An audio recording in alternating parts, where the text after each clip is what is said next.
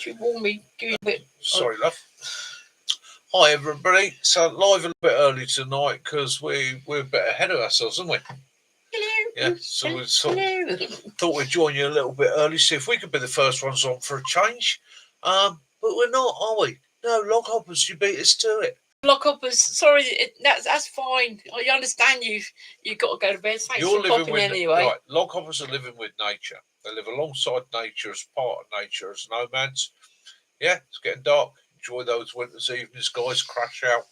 And yeah, you've been busy. So enjoying your foraging and cooking video. Yes, did enjoy that. Enjoy that. Thank you very much. It was well worth seeing.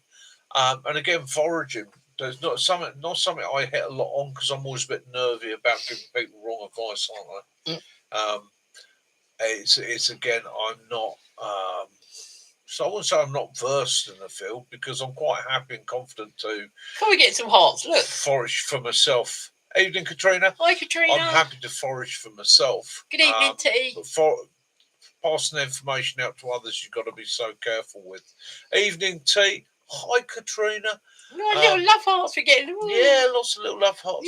I don't know why. I suppose that's people sending us love hearts. Yeah. Oh, ooh. Yeah. Sent lots of love hearts. Oh, wonderful. Appreciate that. Feeling the love. Feeling the love, definitely. Oh, cheers, Katrina. You're a sweetie. Yeah, so hopefully you're all good. That's the most important thing. Once in the UK, not get too blasted because at the moment it's the weather out there is a bit on the old side. T said, have you seen the comment on your video today? I to be honest with you, T, I haven't seen any of the comments on my video yet today because normally what I do is I do that first thing in the morning. I get up bright and early. I make myself a nice mug of coffee. I sit here. Months ago, I'd have lit a cigarette, and sat back, enjoyed it, and then perused the comments.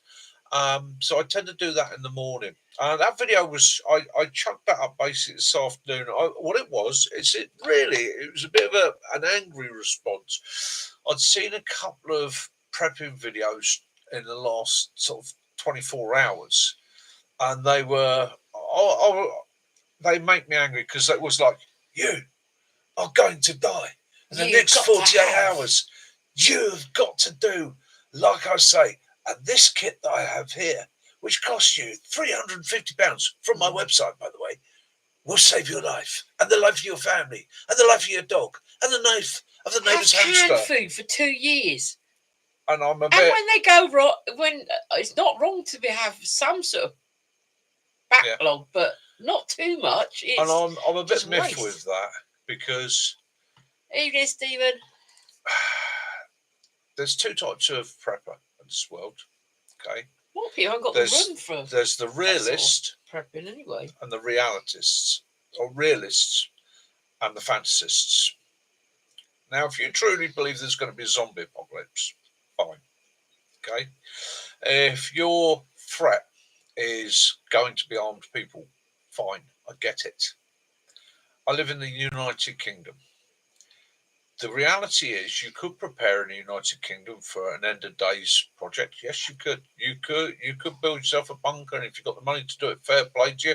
Because I can tell you now, if I had the money, I'd have a bunker, and that's where we'd be filming from. We would have everything laid out in here. It'd be massive, massive, wonderful. The reality of it is for the average person, the average working Joe, is what can he put by for an emergency? And that's why, although I tend to have stuff put by for a longer period of time, plus I have my survival skills, plus I have my kit and equipment, I want to step away from that a little bit and just say, if you're an ordinary Joe preparing for the sort of things that could happen any day. He was saying that he watched the thing, he has a power bank and a solar system in his cart for 3 days now. He was debating if to go for a 1500 watt Life Pro 4 system. Yeah. Your video made his mind up for him, and it cost him £644.99. Mate, if you can afford it, excellent, and that is a good deal. Yeah. Since I've had my power bank system, and mine was a cheaper one, it is a budget one. So if Jackery, if you're seeing this, Yeah, we had to do exactly the same for our power bank. We had to save for it. I've been saving myself, and I got it because I go out and so if I'm doing a camp somewhere and I want to recharge my GoPros, I want to run lights through the night, I want to use a laptop, I need power for this, power for it was a great resource for its weight and its size. Sometimes I had to do the old cuffs all the time, so I had to have the stuff to do it. And as a backup for home, it is superb. Not that you'd run your TV or your computer on it for obvious reasons, because the internet's down. Thank you. But for charging everything that you need at home, and those objects that you can use, like your phones, like your laptop, if you've got a laptop with mobile roaming. Well, the one we've got, we watched a program about it, and the bloke was using his power like strimmers and that in the garden, and then what he used it for, he just left it on the side, and when his kids come in, they plug their mobile phones in, so they're unlike, I don't know, but our son, even in his 30s, he always phone is nearly out of battery. Yeah. So well, that was the other thing, wasn't it? With we watched a video with a chap. So he was basically charging he had 2 power banks that he was charging by night. So he'd charge them at night, cheap rate electricity, and then when the kids came home from school, their games console, their TV was running off his power bank. And he said it's quite a big draw off the power bank. And it's quite a big draw on electricity, but the power bank was capable enough of handling that, and then all he was doing is regenerating it through the night. So there's another option; it can save you money. I first came across those with mainframe computers. Somewhere that I worked had 2 mainframe computers that were essential, and in the event of a power cut, they needed to be able to. You had to be able to shut these things down following set procedures, and they had these huge power banks. And some first exposure I got to them about 15 years ago, and it was the fact that if the power went down, you could then shut the system down, and it would isolate properly. Nowadays, they're a lot better, a lot more efficient. Energy storage and releasing is fantastic. Yeah, Virginia, even solar panel, it's free power. Power. Katrina would like to know. She can't have a bunker, obviously, because it's not doable because they rent. So how would they start about preparing? So you want the box upstairs? And, I did it right. The first thing you want to do is break down what you need. Right, now, see, I want you to think of 2 things. First of all is water. Now, that's water for you, kids, dogs, pets, anything like that. Now, if you take an adult human being, so that's your largest consumer, you want an average of 3 litres of water a day. Okay, if it's really hot, middle of summer, you're going to raise that to 4 to 5 litres, and if you're really exerting yourself, you might raise that again. 72-hour prepping, Andy. But if you start if you aim for 3 litres per person per day, okay, and bear in mind you've got wee ones as well, so you're going to look at them, and I would say equate your children to the same as your adult. Now, a child does not drink the same as an adult. However, children get dirty. Children get mucky puds. Children spill things. So if you allow 3 litres per day for the child as well, you'll have excess water. That excess water can be used for other items. So that's your water covered. 3 litres a day. It sounds a huge amount, but when if you're you looking think about it, you get, say Morrison's where we use, you can get a 5 litre bottle of water is £1.70. Yeah. So if you turn around and said, okay, 5 litres, 72 hours. So if there's 3 of you, you're looking at 9 litres. Okay. So you're looking at 2 of those. Okay. If you really want to make life even easier, add another one. Okay. You're only really looking for that 72-hour period. Meals, well, that's a very individual choice. I prefer, and not everybody agrees with me, everybody's got their own taste. So I prefer tin goods. One, they're easy to store, they're safe to store. A lot of them have a very long life, and that's the other thing. When you're buying them, look for the things with the longest lifespan you can find. Okay, and also bear in mind, tin goods that are stored sensibly go well beyond there. It's a best before date, not you must eat it by. Sometimes the tins are like corned beef and pies have like 4 or 5 years on them. So you start looking like that, and you're looking at what you can build for meals. Now, I hate new potatoes, but tin peeled potatoes, great carbs. Add that to something like corned beef. Throw the whole lot in a pan. Chop an onion into it. You know, some beans and all the rest of it. You've got a hash, a corned beef hash. Soup. You know, big soups. Tin mince, tin curry. Easy things. And again, what I, as I said on the video earlier on today, I don't tend to get the things I really, really like.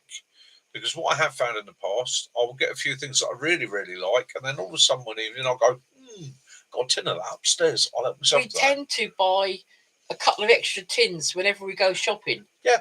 And we've got a little store that we keep them in. We've got a box, put them in the box, and then it's out the way in the cupboard, not in the way, and you do have to go through the dates on a regular basis. And I do have pastas, I do have rice, and I'll be honest with you, I've probably got enough to keep me and Kaz going for about 2 weeks now. Yeah, about 2 weeks. I got with the dried goods I got downstairs, probably maybe another week. Yeah. So if you take the freezer, so powered down situation in our house, the first thing we're going to do is use what we've got in the freezer that we can use practically. Okay, there are items you're not going to cook on a little gas stove like a beef joint, but you could defrost that beef joint, cut it down in slices, chunk it up, make stews out of it, and so on. So you've got to think outside the box a little bit. What can I pare down? What can I use? The stuff you can't use bin. Now, something I didn't hit on that video earlier on. Now, this is an important part of it, but I didn't want to throw it into the video. I didn't want it to be a negative video, but that is waste disposal. Okay, be it human waste or be it animal waste or be it just your general rubbish. Now, your problem is a lot of that is going to be, if it's flooding, your toilet is going to be inoperable unless you're at the top of the hill. Okay, so what I was saying before, if you can flush, then use dirty water, old water, the water you've done the washing up in, put it into a bucket, store it up, flush the loo. Okay, if not, things are going to have to be bagged. And the easiest way, especially with young people, I find to do that is, and I know this sounds difficult and awkward and a pain, but it is something to approach bin bags. A bin bag in the loo, overlapping the sides, do what you got to do, take it up, tape it up, wire it up, bag it again, and it goes outside. It goes outside as far away from you, sealed as you can. Okay, it can be disposed of correctly via the council or whatever at a later date. Same thing with your food waste, same thing with animal waste. You get it as far away as possible from you. Okay, you don't want it in the house with you. Don't want it stinking up. It's a health hazard. So you do that. And again, bagging is, big Ziploc bags, if you've got them, fine. But one of the problems with Ziploc bags is things like human waste, vegetable waste give off gas that expands, it pops the zip open. So again, you want to bag it, seal it, bag it, seal it. And those dehydrating things, they're quite reasonably cheap now on the sealing things to stop all the air. Yeah, there's no waste. No, I don't mean about food. For food, prepping food.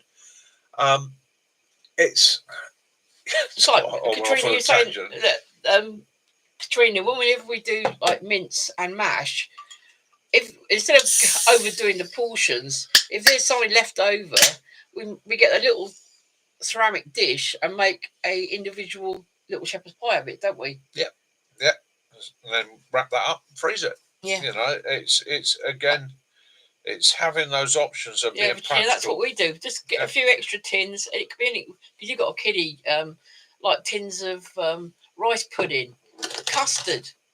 Yeah. You don't have to heat them up. They can eat them cold or body temperature. Yeah, that's the other thing with tinned goods. A lot of tinned foods. Good evening, Croc. A lot of tinned foods don't require cooking through. They require heating. That's true. Bathtub can hold a lot of water. Yeah, bathtub. Yeah, fill your bathtub straight away if you know there's going to be a problem. It's practical approaches, and it's great because this is a funny thing. On a Sunday night, I'm sort of sitting here and I go, do you know, I don't actually need to teach anybody anything. You all know it. And quite often when I get people coming and I've trained them in the past, they're suddenly sitting there going, I know all this. I go, but I've never actually thought about it. and that's it. Sometimes it's just it's a generational thing. Sometimes you like your grandparents. Yeah, you've seen them get extra, and they can go into. My granny used to go into a cupboard, and she just look in there, and you think, oh, she just make anything out of everything. It's just. That's what I asked my mum, and I said to her, I said, we were talking about prepping, and she laughed. She goes, and that's where I got this phrase from today. It's not prepping; it's common sense. It's what she was taught to do as a girl. It's what her mum was taught to do. It was when you have little, you make things. And as your mum said, she said, look, today it's so easy to go to a shop and buy a pie. She said, but in my day, you couldn't afford to buy a pie. That was a luxury item. So you learned to make the pastry, you learned to make the fillings, and quite often the fillings were adapted bits and pieces that you would put together to put in your pie. So you know, it's thinking from that side. Oh, Catherine and Helen are back in the UK for a while, and he didn't mind about you. What you said? No, you're spot on, absolutely spot on. What I would like to say is, I was going to say tonight, my thoughts and prayers to my friends working overseas in other lands. Stay safe, stay good, and I hope you and your colleagues are all good. That's all I'm going to say there. I'm not going to go any further into it. And I'd like to know about how's your walks going on. What was that one? Andy outside wants to know how your walks are coming along. Andy, not as well as I was expecting, and that was purely and simply, my friend, finding time and space at the moment. I've been a little bit hectic. Haven't got out as much as I want to. I'm doing okay. Okay, the mileage is coming back, but it's not been quite as mad as it was last time. I'm taking it a lot more steady and building up. So, but it is all good. Thank you very much for asking. Yeah, you might remember, Katrina. I know what you're saying. If you've got a little, then little has it. But to look after her, you need to fuel yourself as well. Yes, and that is a priority of survival. So you gotta keep number one going. If you can't keep number one going, you can't. If you can't help yourself, you can't help anybody else. That's the old rule. So you've got to look to your own health as well. It's no good you collapsing and going down. So Elcroc says, beware the newer ringport spam tins for several stored and the seals are blew on them. Well, that's not good, is it? That's not good at all. That's another thing about sharing that information. Yeah. So you say, right. So if you've got tins of spam stored, check them. Check for pressure building up. That's another thing. Is if you've got a can and the can's starting to bulge, bin it. Yeah, get rid of it. Absolutely bin it. Right, it's blown. It's whatever's in there is starting to produce gas and expand. Get rid of it. It's not worth keeping or risking. Again, if you open a can and it sprays, bin it straight away. It goes in the rubbish. When I say to people, best before dates, you can eat stuff that is out of date as long as you have a sensible approach about it. You do have to have a sensible approach about it. You know, if you open it up, it smells a bit awful, it smells a bit iffy, doesn't look right. No, you don't want your spam exploding. You suddenly open it up and it hisses loudly at you. Yeah. It smells like a dead dog or something. Don't take the risk. Because again, in these situations, your health is essential.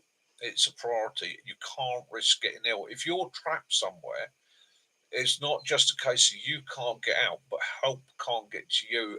And as I said in the video, you have a responsibility. We all, as individuals, have a responsibility to try and remove ourselves from the threat and ease the emergency services and the system for those that are desperately in need, whether they might be heart patients, people on monitors.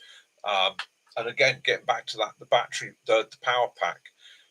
You know, if you've got somebody that's using electronic equipment to keep them going, a battery pack up is going to be something that's going to help you get by in an emergency. Yeah, funny, Stephen, you were saying that we've actually been looking into when we went to Costco the other day, and we were looking at their vacuum packing machines, and they were it's only about 40-odd quid. It was And your air fryer drops down to 40 degrees. No, so I'm not eating, but going to be having a go at some dehydrating with that. And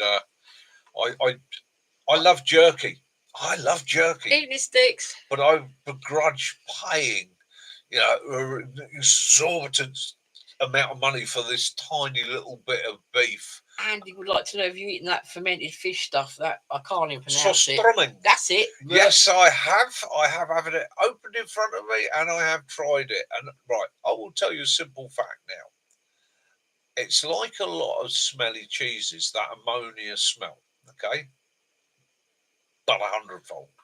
However, like the smelly cheeses, if you can get past the smell, the taste is not as bad as you would think. Okay, it's not brilliant. Yeah. And I'm a guy that does like pickled herrings. Yeah. And I don't mind raw fish. But yeah, it's the smell. You will run, the dog will run, the neighbours will burst into cheers. In actual fact, I will say to you, you don't want to open that within 250 metres of anybody that Good evening, Green Valley Outdoors. Evening, Green Valley. How you doing, mate? Hey. Yeah, see, I've been thinking about biltong. Yeah. Especially with we're doing like the bunnies. Yeah, bunny biltong. Oh, there's a marketable. See, Green Valley. I love your site, mate. That's absolutely fantastic. Thumbs up and best wishes to you there. I was chatting with Sticks. We might have to see if we can pop down and invade you at some time, mate. Come down and have a chat.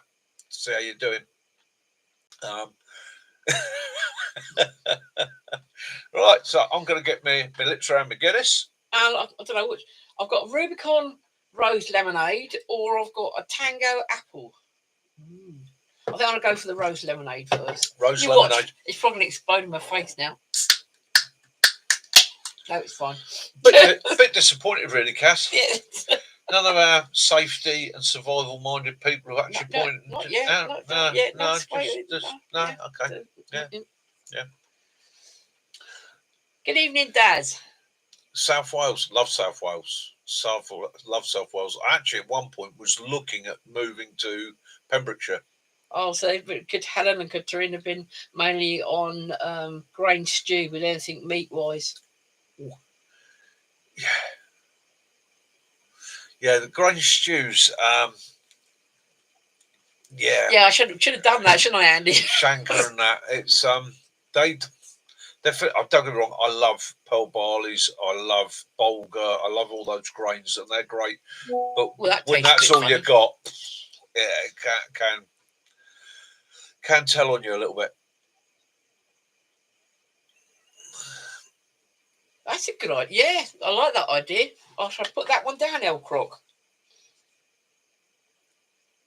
Cold smoking. Ooh, yeah, that's not a bad idea. Done a little bit of smoking in the past. We got the tripod, thanks to Kitten. Yeah.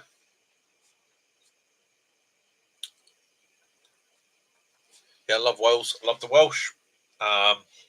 It's been a West Countryman. We're almost like blood brothers. You know, it's only the Bristol Channel that separates us.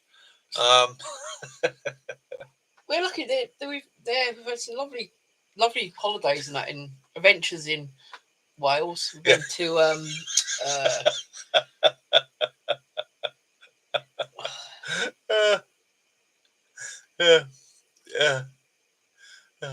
Yeah, I suppose that's right. Yeah, you get a beef joint, cut it into thin slices, and cook it to within an inch of its life. Yeah, I do it to sun dry. Grain with dead rat. Bristolian. Oh, yeah. We're multicultural here. Yeah. Bristolian. Oh, he's a West Country boy. I likes him already. Thought he was. So yeah, dead rat and dead cat and grain stew. I suppose adding the jerky to a pot noodle does make it more better. Well, I'm gonna have to arm you with some pasties to take back, and I. It's like I always look at the cheap seats bit of supermarkets, and I always have a look through the fruit and veg, because if I find rhubarb, I'll get that. Carrots, always buying carrots and I don't know, Ken. Well done. You're the first person to notice. It's not. Well, it's what it is. It's one of my little fake lanterns I got. It's Really quite cute. It's like a. Just thought we'd do it for a bit of fun, see if anybody noticed it. Actually just sent us now. No one noticed. Hi, Mac. Hope you're good. Yeah, well spotted. It was that. Yeah, yeah. Having a bit of a silly one with you. You do, Mac. Yeah, so what was I going to? I've lost them. I've completely lost my strain now. It's the Guinness that does it. Yeah. It's because I haven't frozen my Guinness tonight. That's about what I'm going to do. I'm just going to stick that one in the freezer. Yeah, because we've been shopping and we were stocking up in the old soup tins. You tried a new one, didn't you? I've never seen it before. It's in like a salmon pink coloured tin. It was Heinz smoked bacon and potato soup. Nice. Needed a little bit of salt and pepper with it, but it was nice. Quite enjoyed that. I see. If you got a ham hock in the slow cooker, in the air fryer, sorry, chop that up and add it to a couple of tins of that. That would make quite a nice cheap stews. Yeah, the old student stew. We took a tin of soup and chucked a bit. Yeah, cool. We'll do a few of those. Good night, Helen and Catherine.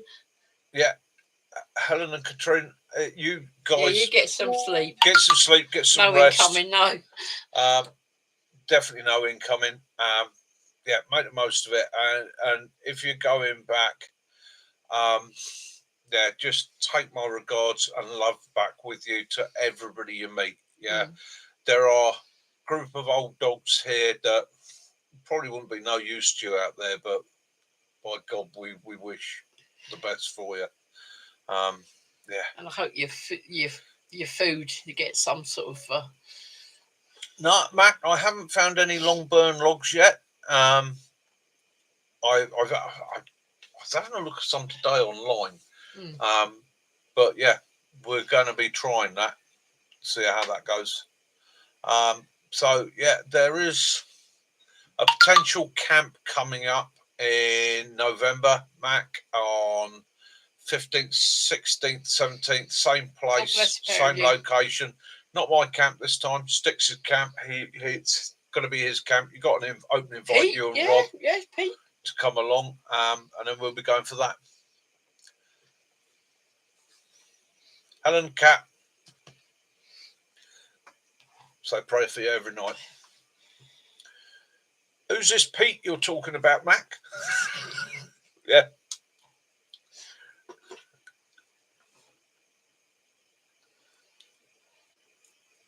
Yeah, mini cookers.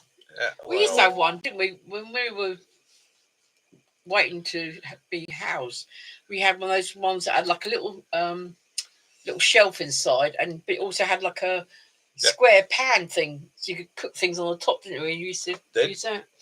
So channels I'd like to mention tonight. Dive over and have a look at them. As you see, Kitten Killer, small slash low bottom, whatever that is. G7Z.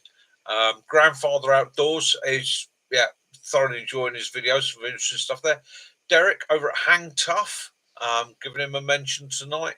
A special mention out to Yarps Outdoors. Fantastic. Oh, what a channel! Not just because the man, the way you film Yarps, the whole 360 degrees. It's quite nice to. It gives you more of an idea, especially you feel like you're there with the person when they do that. Yeah. And Yarps reduced me to tears. Watch. Yes. Go to his channel. Watch it. It did reduce me. I'm quite prepared to admit that this old fart sat there in his chair and choked right up. Thank you, Yarps. You are a brother. You always will be. You don't have to pay me a thing, my friend. Yeah, your friendship's more than worth it. And lastly, not least, down there, home is where our heart is. If you're interested in foraging, dive over and have a look at that channel. Absolutely superb. Dane and his wife, a lot of enthusiasm. Very seasonal. They follow the seasons through, take you on their walks, their foraging. Mac, have you used your Wooby yet? And give it a massive amount of information. You put it on your bed? Yeah. Big thank you to John, isn't it? Big thank you to John time. So, John Kennedy in the US. Now, I know he's not with us tonight because I know he's travelling from state to state, coming back from a camping journey. So, he's probably going to watch this on catch up. or he might catch us next week. So get another thanks next week. John, the package came. Thank you. From Mac, from Jason.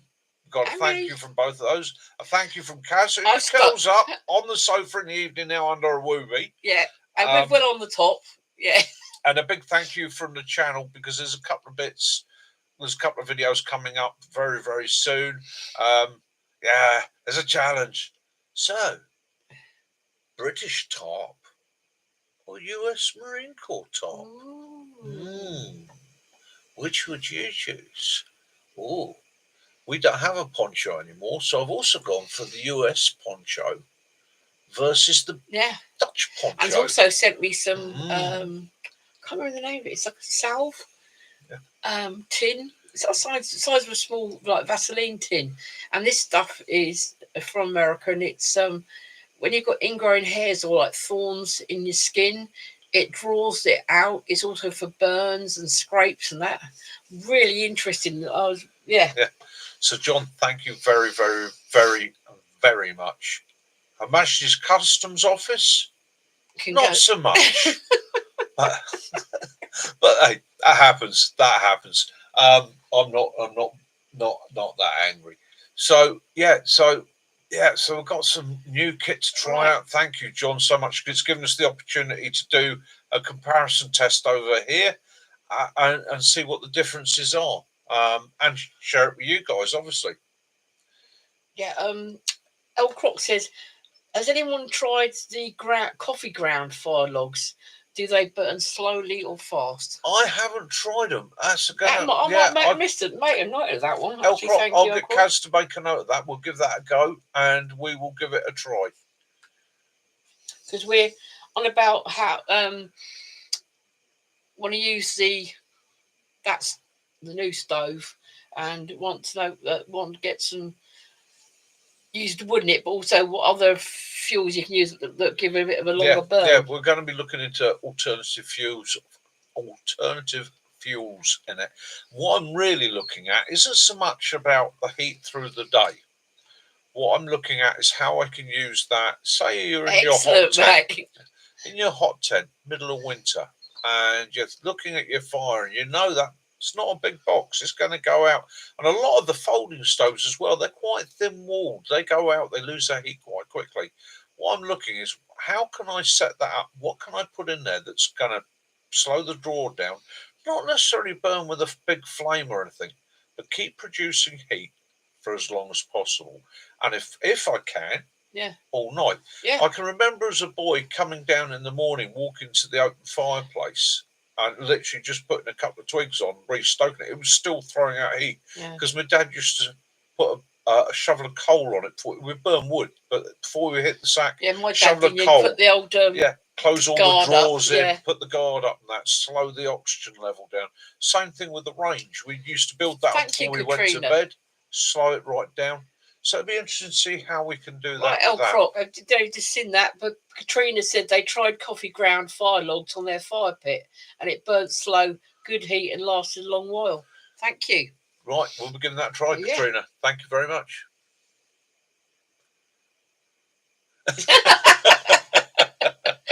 I wonder why, Mac.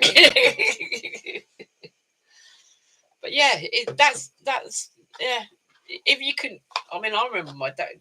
My dad used to put the old guard up on that, so it didn't spit out in the night. But coming down in the morning, and you can still you put something on it, and it would and it was still throwing up. And that's the thing, isn't it? If you're in a tent, if you're hot tenting, or as I'm going to try, having the stove set up under a tarp so the tarp collects the heat. All right, Helen. It's not a case of you're wanting to create massive heat. You're wanting to just keep a little bit of warmth there. You want just enough. 1 or 2 degrees is the difference. It's the difference. Couple of coal slack, yes, not quite the cold. Oh, sticks! Your wife has been. Right, my dad used to scrape that at the bottom of the coal bunker and put it into a bucket, keep it to one side. So I might have been confused, being a wee lad at the time. It might not have been cold that he was putting on. It's slack, so it just slows the oxygen. God, do excuse me, the TBI's kicked in. Can't think of the word. It slows the air. Come on, begins with O. Oxygen. Oxygen slows the oxygen down. Getting into the fire, and then slows the fire down. Sorry about that, guys. It just goes sometimes. Yeah. Barbecue coals is another idea. Peat burns slow. Yeah. So again, there's lots of things to experiment with, try out methods, ideas, and that. I know Dan. Glad you got your cuppa. My lad, when he was doing the charcoal making and that. Evening, Joe. How they produce charcoal is pretty much the same method as charcoal, I think, but just on a larger scale. You know, not allowing the oxygen in and just creating a very, very slow smouldering burn. That's what Helen was saying about his semi-seals excluding the oxygen, so it burns slower. Yeah, it's always handy to sharing ideas. Yeah. I mean, when you think about it, we've got what 26 people on here. It's 26 people brainstorming one idea, and everybody here has got different experiences, knowledges, methods, lives in different places, seen different fuel sources. So I've just ordered because you're nearly out of your pellets. So yeah, I just got one onto Amazon and bought some of the pizza pellets. And some of the deals are not as good. You think, they go, you can buy one for £15, no, £10, and you got 2 for 20, and then you realise the bags are actually like 10 kilo, but everyone else is 15. Yeah, you got to be careful because you've got to shop around. It's not always yeah. Evening, Derek. How you doing? If some have a lot of pine in, don't they? But then that's why it doesn't really matter as long as if you're not using it in an enclosed environment.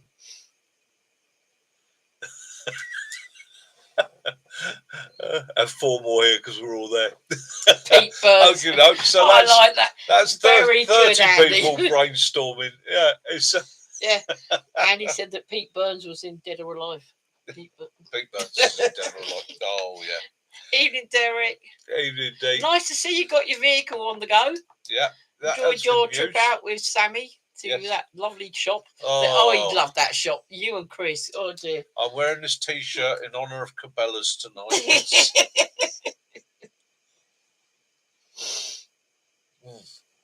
Cabela's, Pro Bass, all that. Yeah, love it. Because our son went to one site. I don't know if it was Cabela's, but he went to one. No, it was Pro, wasn't it? And he said they had all the quads outside lined up, boats. He loved it. He went over to America. It was fantastic. So hopefully the video I put up this afternoon wasn't boring. And again, like I say, that was a bit of a knee-jerk reaction because I'm sick of people declaring the end of the world and buy my gas mask or all the rest of it. I've always said on my channel, I want to be a bit more realistic about what can happen, what does happen. When I'm teaching people survival skills, I'm taking people out in the woods when I'm trying to pass on knowledge. I'm not sitting there going, this is how you hunt bear. We've got no bear in the UK. If I was living somewhere like Alaska, then I might involve bear. So my training tends to be based about realism and what you're going to come across here. Now, I know I've got friends in the States, and I'm pretty sure Derek, Virginia, and you guys would say to me, if I started talking about this is how you deal with a mountain lion, this is how you deal with a bear, this is how you deal with a grizzly, you'd be like, Mick, shut up. Because you guys are out there where these animals live. You know how to deal with them. You know what to expect, how they act, what the reaction is, how to deal with it. It would be damn silly me being somebody in the UK trying to spout that knowledge. And that's something that does annoy me with some of the channels when they're spouting stuff that they and I'm sitting there going, well, where have you gained the experience for that from? Different if they've said I spent 5 years in Alaska. Thank you.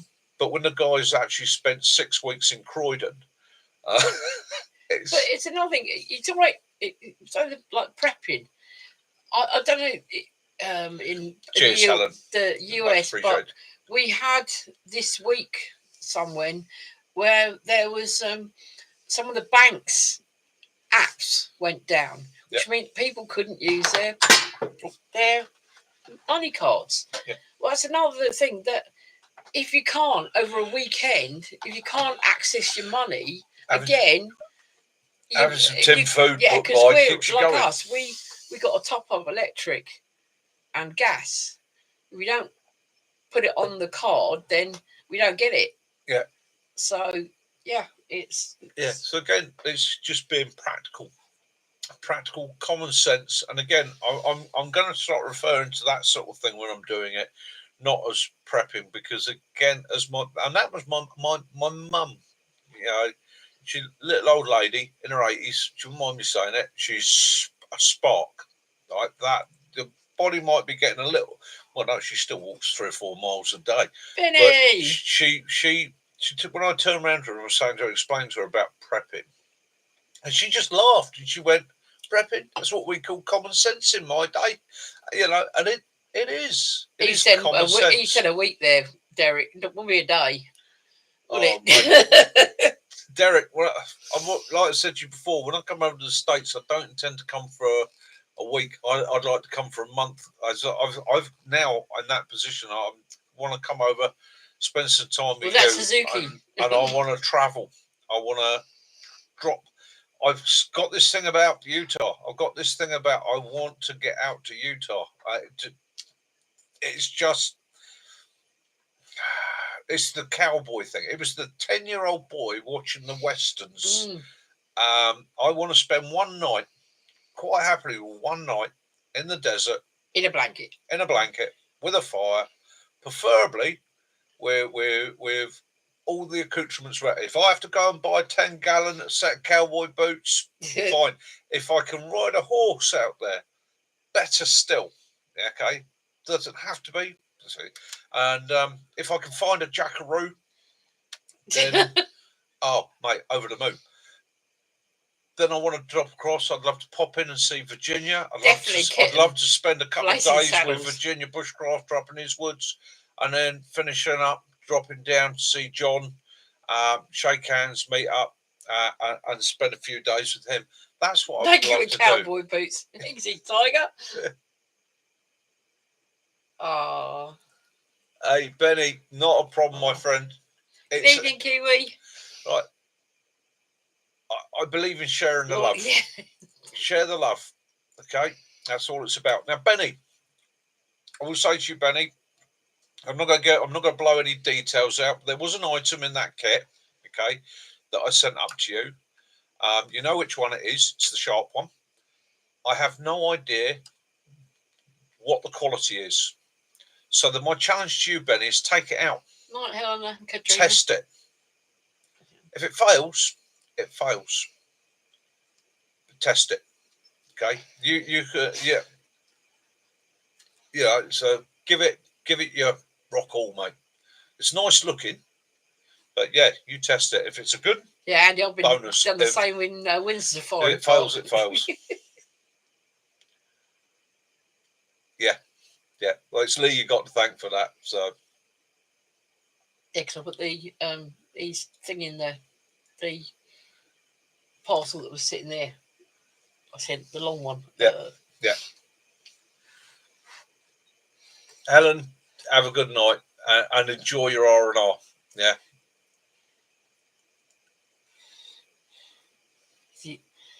Right, do we ask about Malcolm? Or do we not? Yeah, Benny. What is Malcolm? What breed is Malcolm? Not Malcolm, Graham. Graham, sorry. Graham. What breed is Graham? We were puzzling it, me and Kaz. Yes. Right? The new. And as a cat. Bushcraft buddy. Yeah. And how's the cat dealing with it? Is he still there? She. Yeah. Or she? Yeah. Yeah. Okay. Great, Benny. Bonus. Share the love. Yeah, we just wonder what Graham was. Yeah. All right. So where else can we go with this? I've quoted the channels there, guys. Dive over those channels, show some love, and if you're not already signed up to them, yeah, have a look. These are some great guys with some great imagery. Are people getting hit by Frenchie cross Shih Tzu. We knew there was Shih Tzu in him. There. We saw his face. We both went Shih Tzu in him. He's such a cutie. Yeah. Yeah, Mac's sister's just got herself a Shih Tzu. Yeah. And a bank card, didn't it, Mac? Yeah. You're driving, Kiwi. Drive safe, mate. Watch out weather conditions out there, and hope you're well. Right, there's another channel, Kiwi the Outdoors Apprentice. Dive over. Show him Lee some love. Michael is yeah. The cat is definitely singing "Run to the Hills, Run for Your Life." Homemade. 1970. No. 80. 80. No. 80. 82. 82. Yeah. There you go.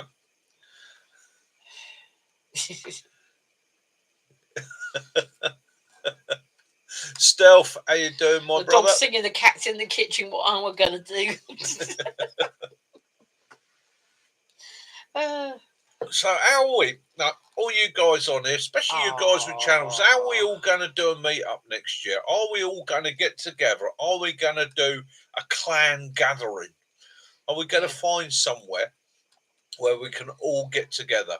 Right, we've got to have a think on it. I love the pampering. Right, I think we need a clan gathering. It would be absolutely brilliant. All you guys that are capable to get us all together sometime in the summer when it's nice, somewhere, and just have a clan gathering. Invite all the YouTubers, the non-YouTubers, just pull everybody together. So we would then do picnic. Yeah, and then we'll do on the Sunday night a live. Be good with a clan, yeah. Clan out. Could I have our clan flags above our tents or hammocks or whatever you? Yeah.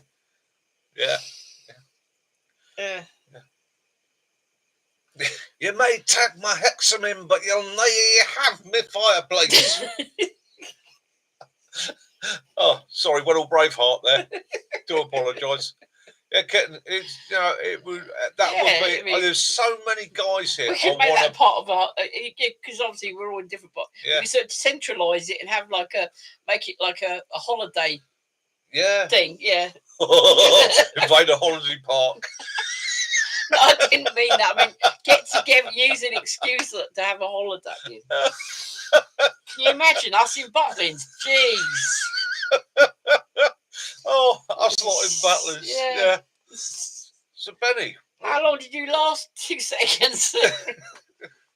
Yeah, that would be a bit of a giggle. Right, Andy wants to know any recommendations for a hot tent. Right. It's been given a winner. It's been given a Winnerwell stainless steel tent stove. Oh, Andy, we all bow down. You are an owner of a Winnerwell. Yeah, you've got a cheap copy, haven't you? You're posh. Right.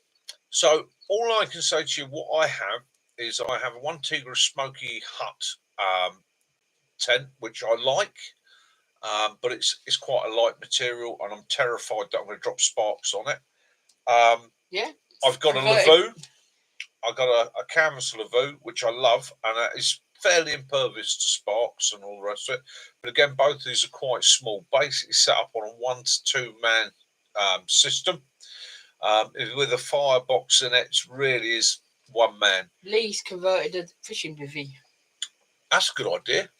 Yeah, that's a good idea. Yeah, because you think about it, you don't just go. There's a project. People who use the fishing bivvy don't just go for a couple of hours, do they? They're quite often like Mac. You go there for a week or. Well, Mac's our carp angling dude. He's like the guy Mac, you're the fishing. Yeah, he's the bivvy man. So Andy, it's what you can afford. I mean, I like canvas.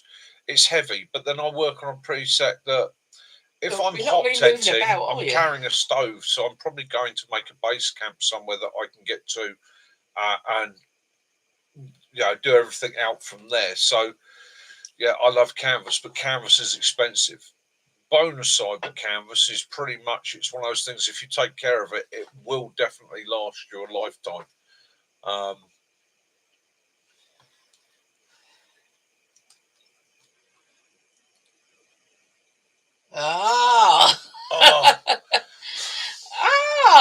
Oh, that's a nightmare.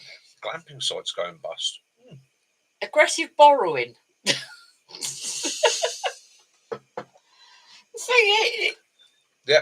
Mate. So at the end of the day, hot tents. There's a lot of hot tents out there now. A lot of them are silk nylon, and that is the downside. Silk nylon. If you drop a spark on, it's done. Make sure you've got a good chimney. Make sure you've got a good surround around the chimney. Kaz picked me up two. Be careful. Back. A bit stiff.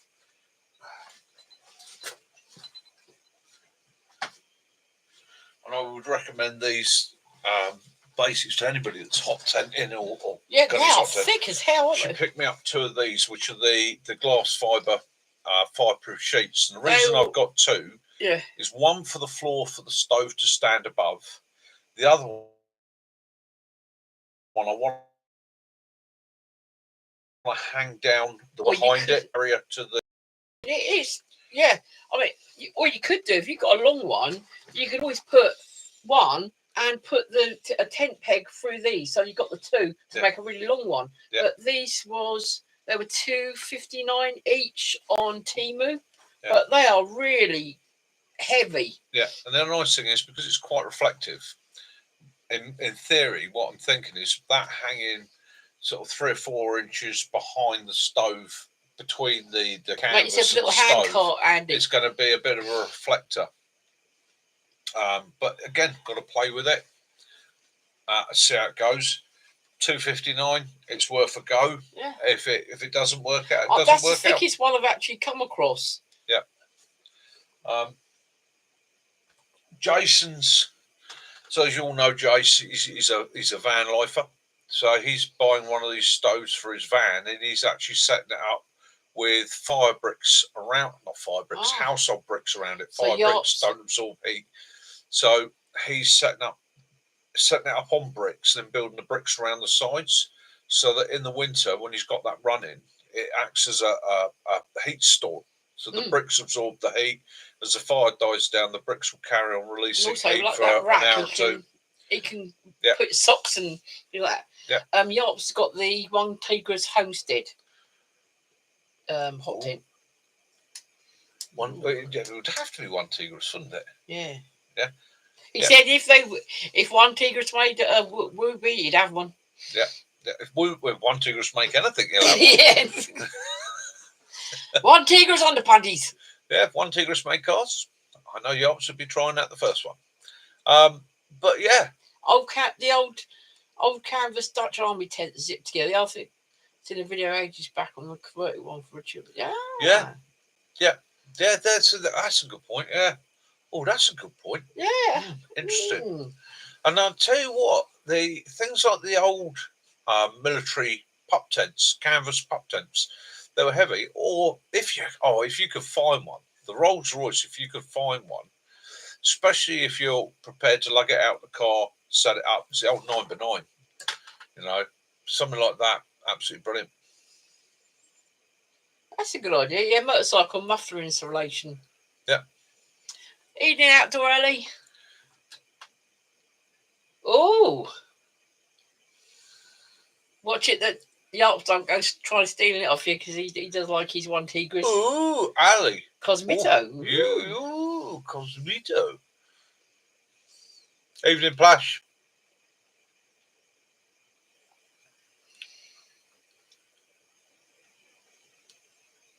Oh, Plash Planka.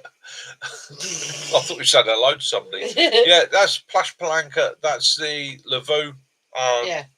So basically, the what we would call a Lavo isn't. It's a Plash, right? So it's a cape. Okay, it's based on the old-fashioned medieval cape. Been around for centuries. Worked brilliantly. Our ancestors used them. And then the fact that you can fit two together. Lavo being I believe it's a Sami or Finnish word, and it means a mobile or temporary shelter. So you could button the two together, forms a nice sleep system. So ideally, really, a Plash is a single, a Lavo is the two put together as the tent. Yeah, because Bear, she had a poncho tent this week, didn't she? Yeah, she did. She did. Yeah, see, Yarp's already got that one. Yeah. Yeah. Fire a new tent. Yeah.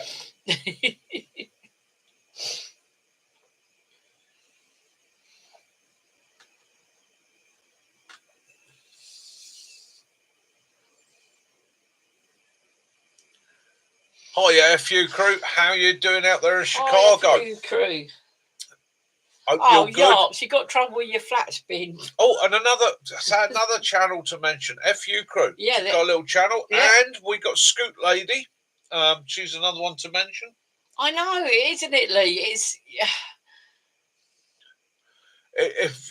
Lee, it is, and it's doubly hard for me.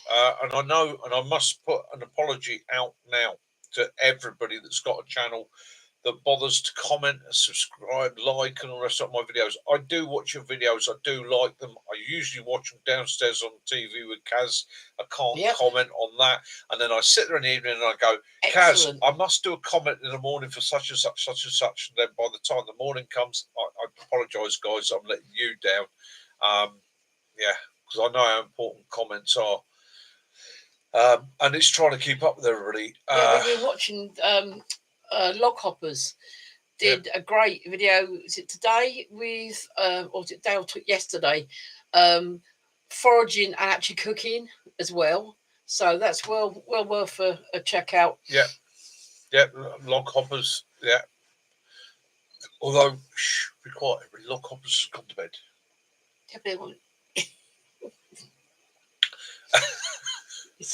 Yeah, they sent us a comment early on in the evening. Basically, it's dark for them. Yeah. They've had a really busy day. They're getting an early night. So, Log Hoppers, thank you very much. You got your mention. And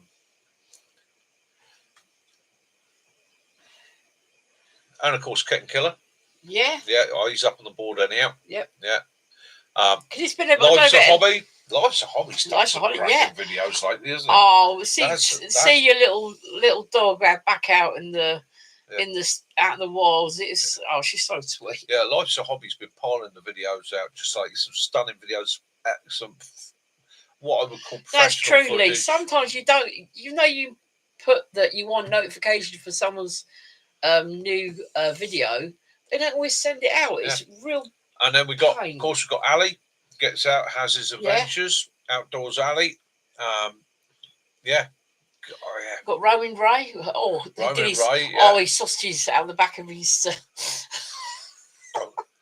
Stop doing sausages out the back of things. Especially from the oak track. Yeah. I sit there and go, I'm going to be a good boy today. I'm going to be a good boy today. And then 10 minutes later, I'm back out there. The frying pan's going. The sausages are in it. Oh dear. Sausage Party. Yeah, we've watched the I watched the first Sausage Party movie, and I don't think I'd laughed so much since I watched Guest House Paradiso. Guest House Paradiso. Yeah, it was. Yeah, I had to laugh at that. That was naughty humour. Naughty, very naughty. Don't let your children watch Sausage Party, for goodness sake. That's true. It is. The hard. It's sometimes you just happen to scrolling through and you suddenly find something and then you think, what? I could have missed this. Yeah. That hadn't been the fact you were scrolling through. Yeah. Oh no.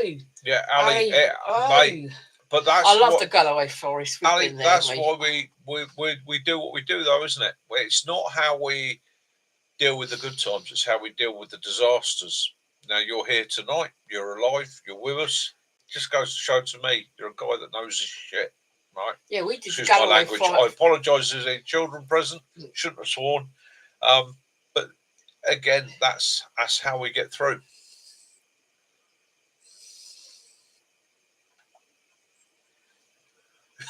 Yes, improvise. Too right. What do you do? Do you tie Did you rope a big huge log to your wheel so it we've done turns that? Right? Yeah, turns right. Yeah, I don't know. You've seen people rescuing tractors and things like that, or cars. You put a log, tie it to the rim, and it Obviously, on the outside, so you don't rip the wheel arch, but yeah. Yeah, I've had to take a wheel off, wedge a log between the axle and the body, rope that in, and actually drag the vehicle along on the log. I've run on rims. I've packed tyres with undergrowth. We had a spring go and used a big lump of flint. Yeah, that got me back, big lump of flint actually ratcheted in. Yeah, basically the spring, it didn't just go, it went ping, disappeared, and suspension dropped, so now the wheel arch is on the tyre. So what we did, we jacked the car up as high as we could. We managed to find this huge cork in the flint, got it onto the spring mount, dropped the car down onto it gently, and then wrapped ratchet straps around it to pin it in place. And it was a slow, careful drive home, but it got us home. Yeah. Yeah, that Galloway Forest is beautiful up there, isn't it? It's the largest. It's the largest free forest in Britain. You just paid to go into the along the tracks. See, when we went, there was only like, I think it was one road, wasn't it? But now Kitten was saying that they've got like 4 different tracks now. You're dismissed, mate. You may stand down. Have a good night. Take it easy. Lots of luck on your search. And again, I've only got the 2 hot tents. Keep us filled in. Let us know.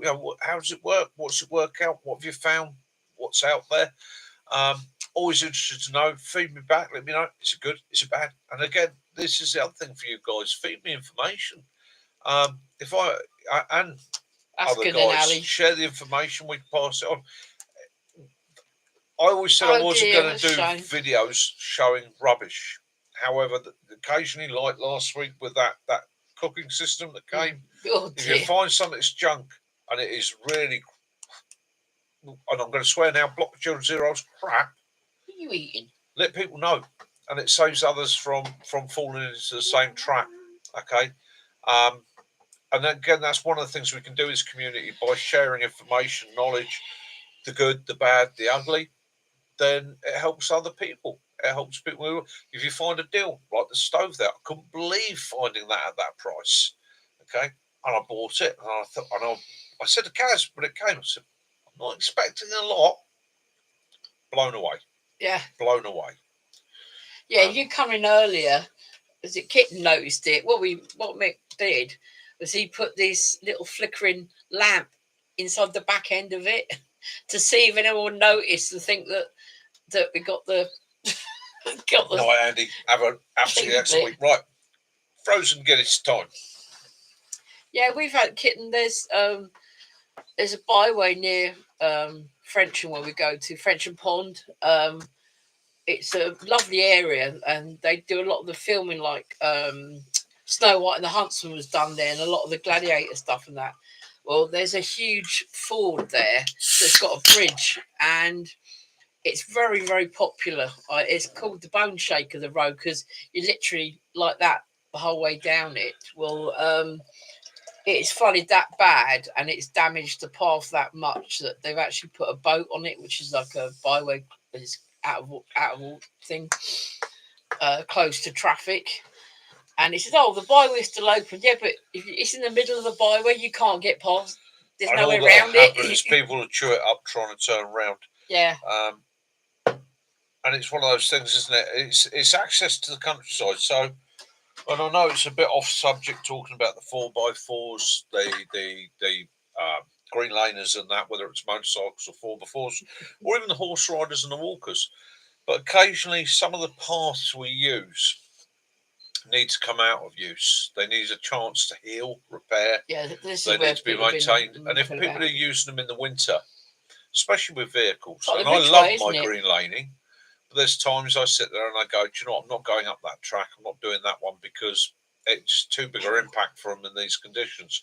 There's always somewhere else I can go where it's not going to be such a big impact. And I think part of the responsibility of being able to use and enjoy these things is also knowing when to say, whoa, time not to.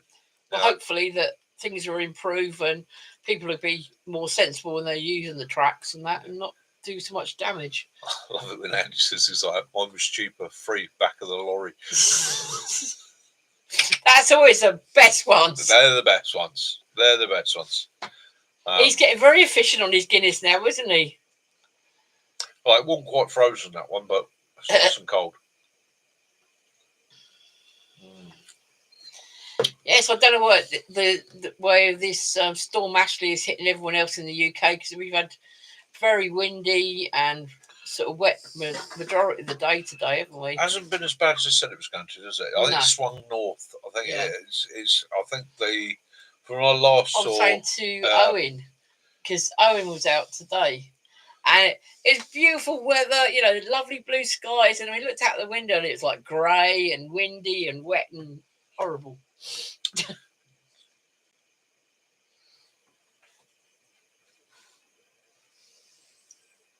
Yeah, I think when we went, we paid a toll. Cheers, Owen.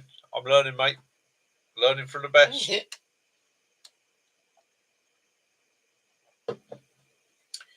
Yeah, when we went up to Forest Galloway, we did the toll. Excellent, Matt. I'll have a look at that.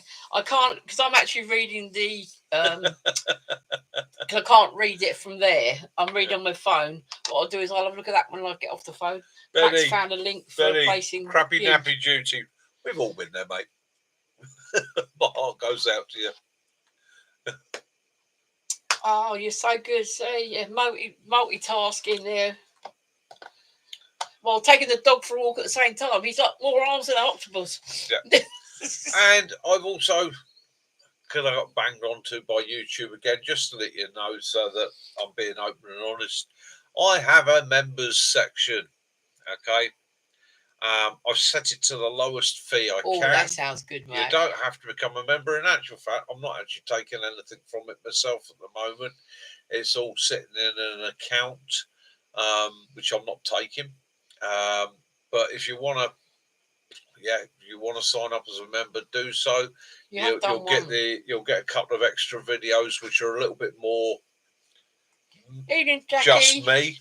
I've been known to swear occasionally, maybe even be a bit rude occasionally, maybe even a bit coarse. And I'm going to set up a couple of lives on there for anybody that's interested, and they will be literally ask me what you want. I'll tell you the truth. Okay, Mary, how you doing? We're both good, my love. We are both Jackie good. As well. Yeah. Jackie Mercer's in the house. Jackie, hiya, Jackie. Welcome. Hope you're good. Hope everything's good with you. We heard, north in the borders and Northern Ireland getting really bad with the winds. Yeah. My friend, she's actually on a cruise at the moment over to Netherlands, so I hope Sarah's having a good time. Mac, that sounds interesting. I could do with a fishing trip next spring.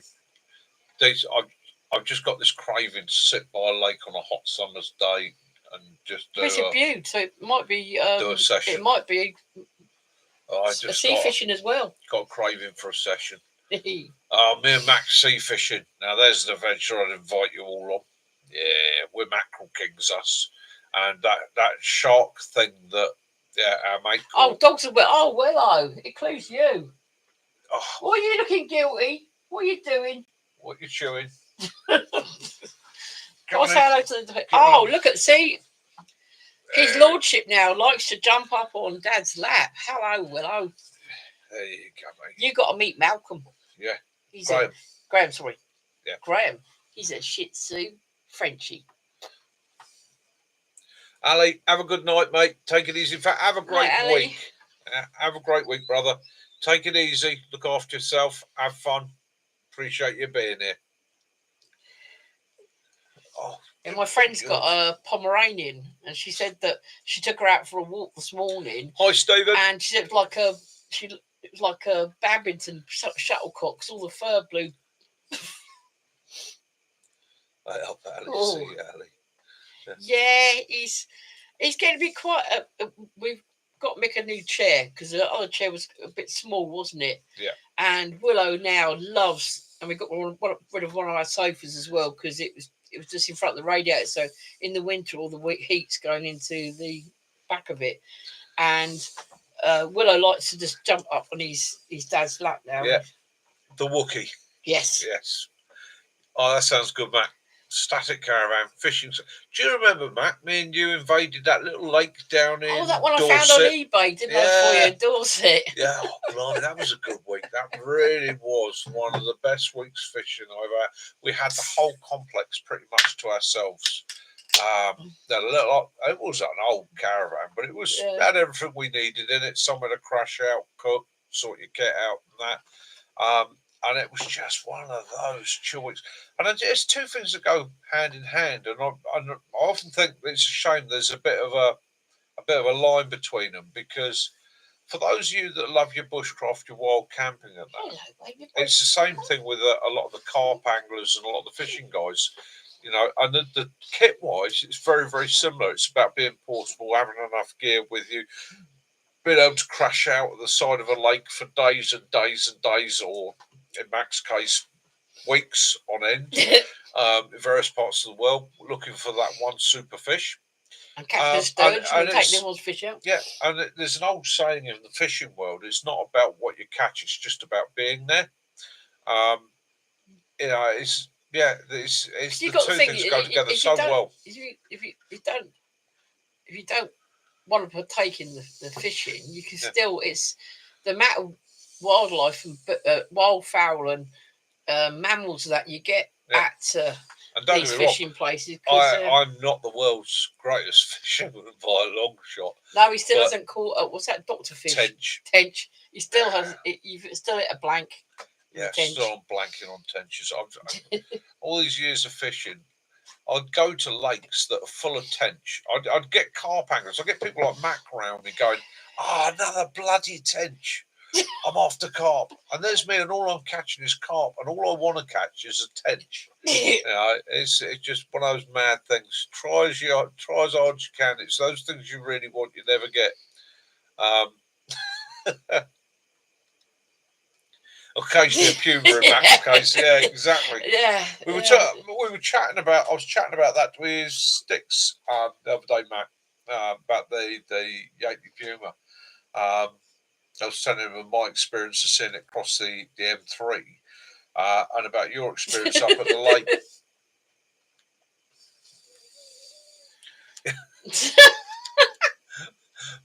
I wouldn't know anything about firing blanks.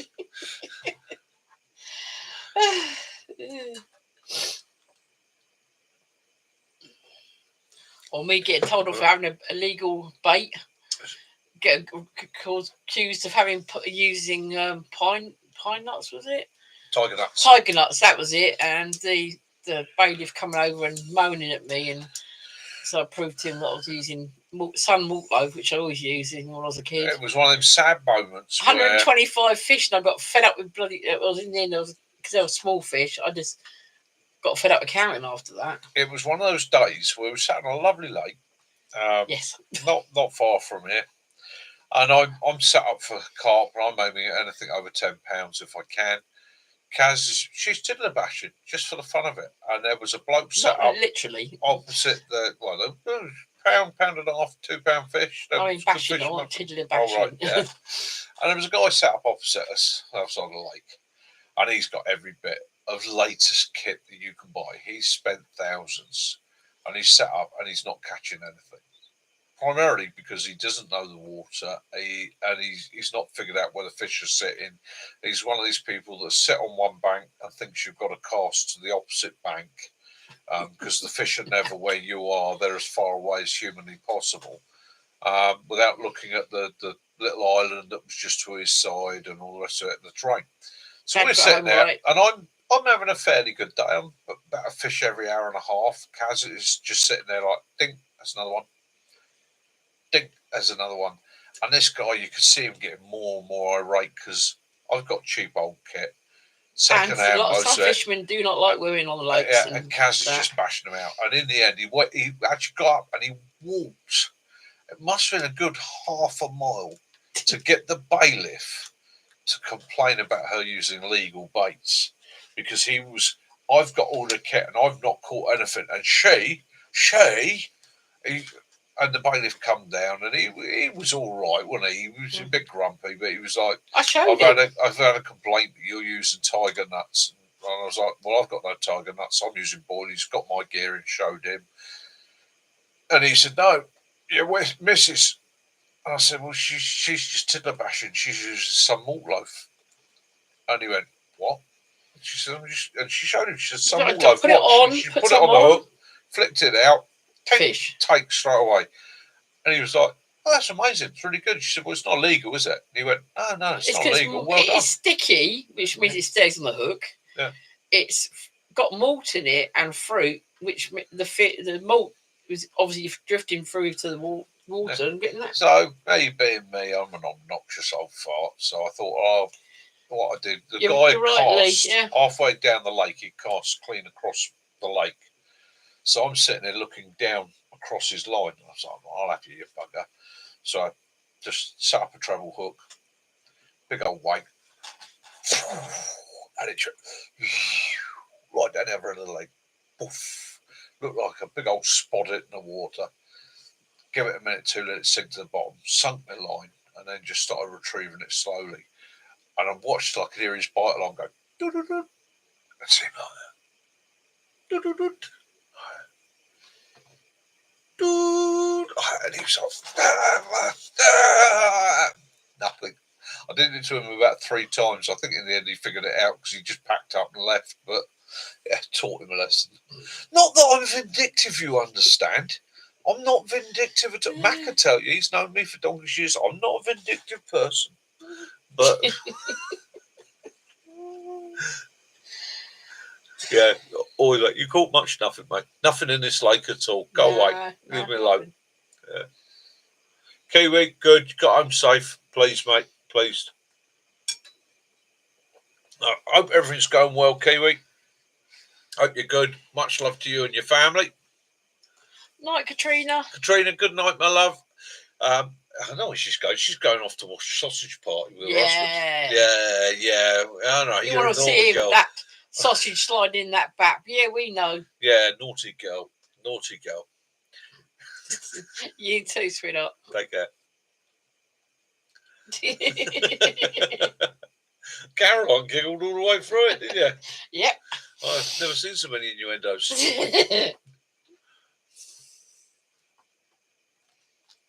Night, cat, sleep well. So, Benny, is your cat left, or is it, Yeah, how's the cat taken to the dog, Benny? Is it taken over the shed or something?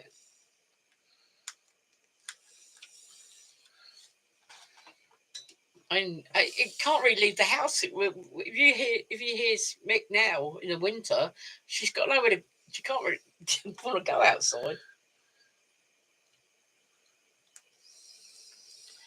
Yeah, it is really bad out there. It's supposed to be staying here till at least tomorrow.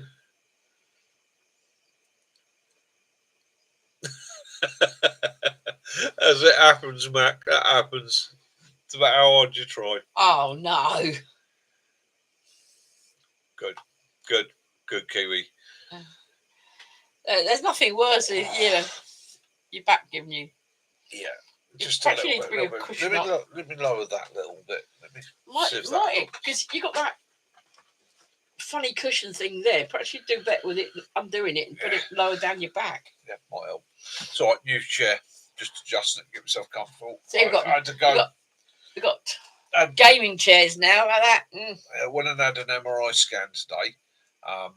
I'll fill you all in once I've got more information, but went for an MRI today, which meant getting onto my back and being stretched like, oh, God, blimey. And everything went click, click, click, crack.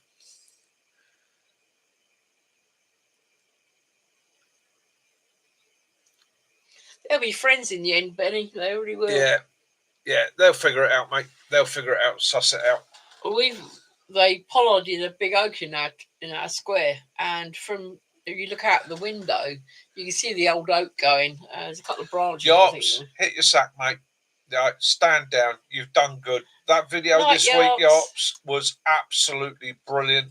If my second video had been as good as that, if only. It was absolutely fantastic, mate. And your storytelling is brilliant. Keep your storytelling in. That was a wonderful tale. That had me absolutely riveted, Yarps.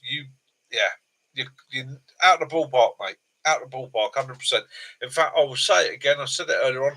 Any of you that have not visited him yet, dive over and have a look, because you will be thoroughly entertained. Yarps Outdoors. Dive over to his channel, show him some love, some support, subscribe. What else, Mickey? El Croc, good night, and thank you for visiting. Mickey will come and visit. No, you won't. El Croc's leaving now. So. El Croc, yeah, take it easy, mate. Have a good night. Yeah, no, my pleasure, mate. My pleasure. It's lovely to chat to you guys. I really look forward to these Sunday evenings. Yeah. Me and Kaz.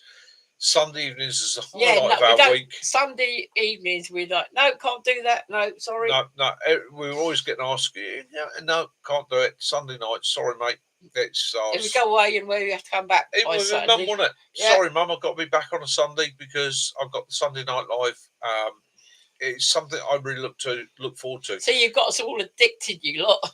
You guys really help me. No, just saying the truth, Yops. Just saying the truth. Yeah, it was, wasn't it, Benny? It was calm. Yeah, it was. Yeah, he reminds me. Yops and Owen as well. Yeah, they're very good at telling a story, They're and bards. It's very you're drawn into the story and just want to hear more. They're bards. There's some people have a natural ability to tell a story. Tis tea. It is nice. I mean, I've seen this. It's like a dome tent for dogs and cats on Temu. It's about £6. T said it's nice to have a time to chill on a Sunday, and that's it. I mean, if it gives you an opportunity to chill and have just a bit of a giggle and share information and things like that, and again, before the start of the new week, it's good. You guys support me. You guys keep. It's the live that keeps the channel going. It's the live that feeds what I'm going to do next. It's the live that links me because to your people. ideas, or you ask us, and it's you guys that are responsible for me keeping the channel going. When I'm doubting myself, when I'm feeling down, when I'm sitting there and I'm saying to Caroline, is it worth me keeping going with? It's the live that keeps me going. Okay, the rest of the channel I thoroughly enjoy doing. Don't get me wrong, the excuse to get out and make videos is fantastic, but you guys really keep me going.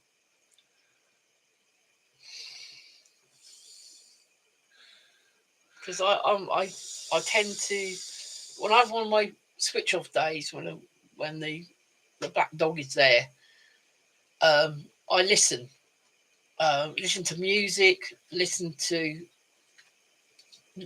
things. I don't have to watch it. Most of the time I do watch, but sometimes I can just listen, and it makes me feel a lot better. And to visit him when people go outside, again, as I said many times before, going outside is like going there with him. I might be in your rucksack, I'm joining you on all your journeys and that.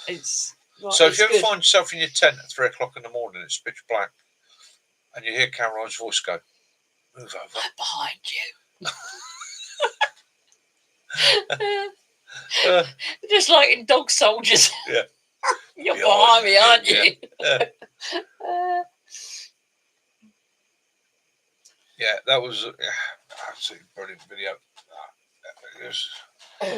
And again, see, we meet people through this medium.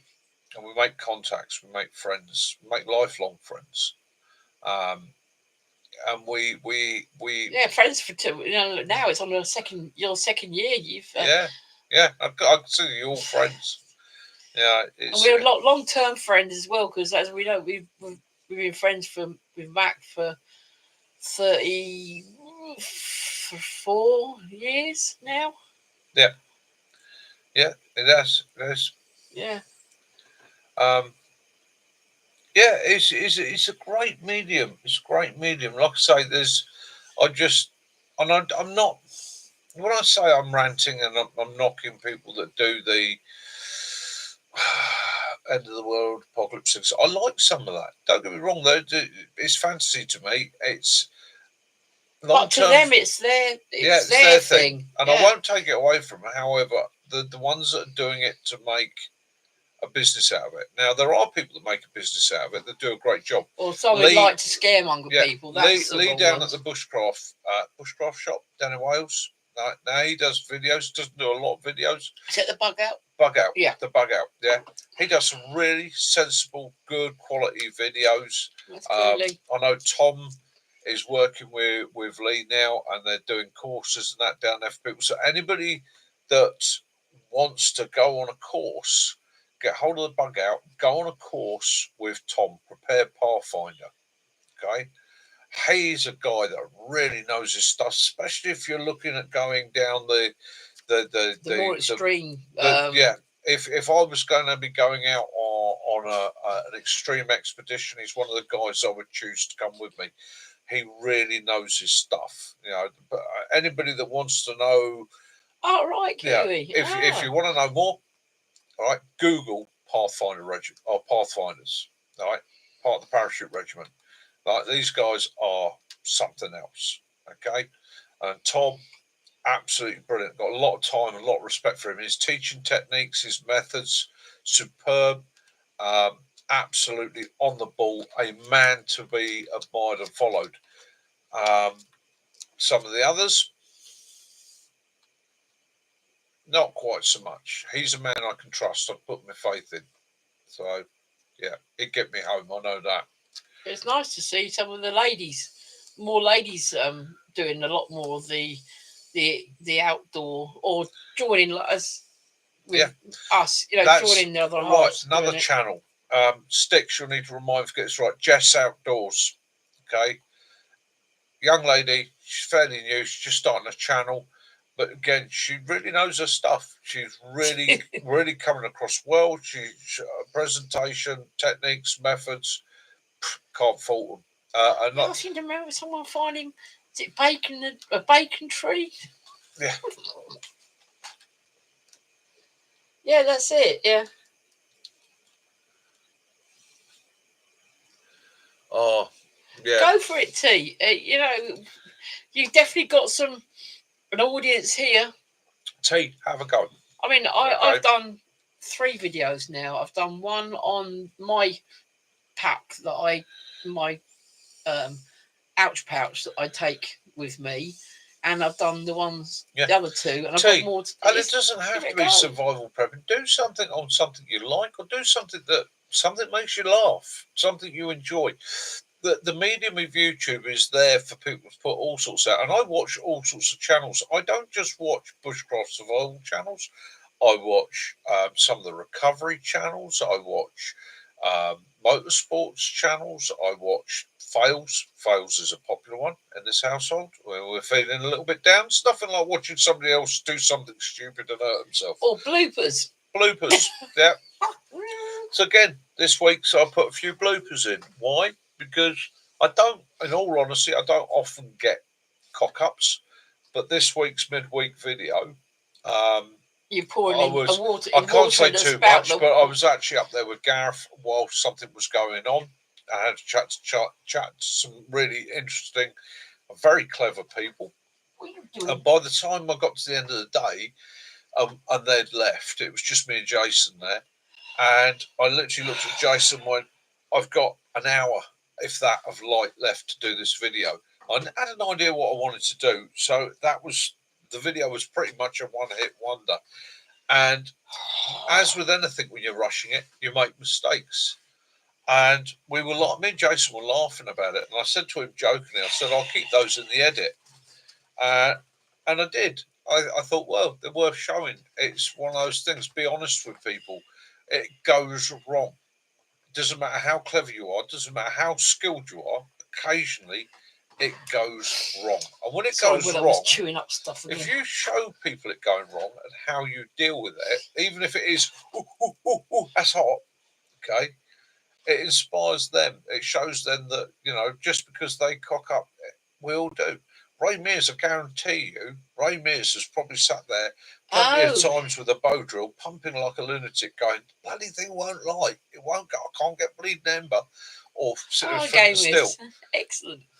But because a lot of his stuff is through production companies like the BBC and that, they won't ever show you things like that. But the reality of survival bushcraft, wild camping, and what we do is occasionally it goes wrong.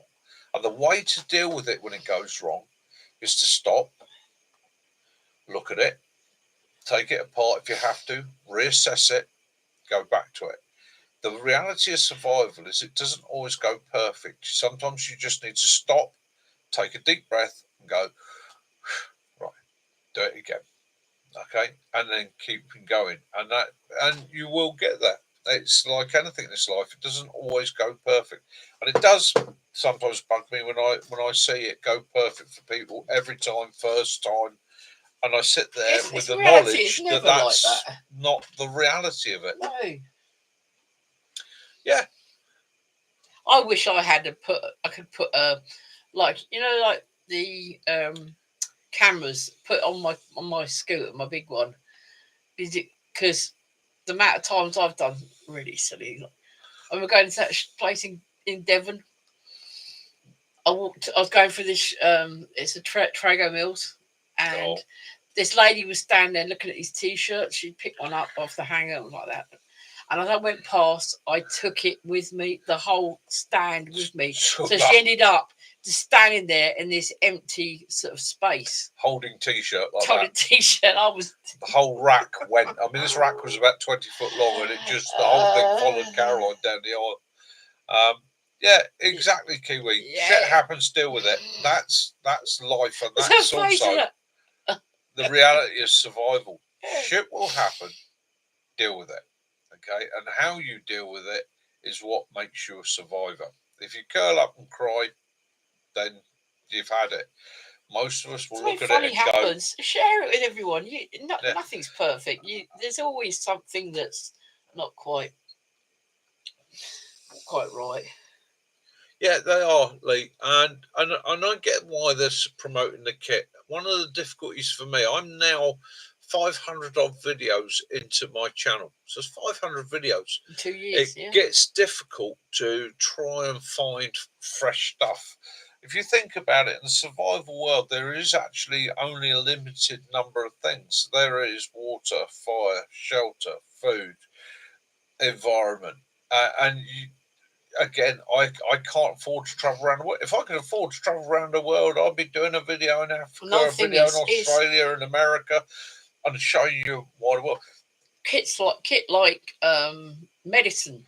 Yep. It's changing all the time, but you can't always get that big brand and that to try or things like that, because you just it's out of your price range. Yeah, exactly. As Owens just said, I fell over twice today. They're in my film. I just missed my falls. Always feels great to smash it on the ground and know that you've captured it for others to enjoy. And it is the reality of it. The reality of it is that pick yourself up, dust yourself down, move on, and get through the situation.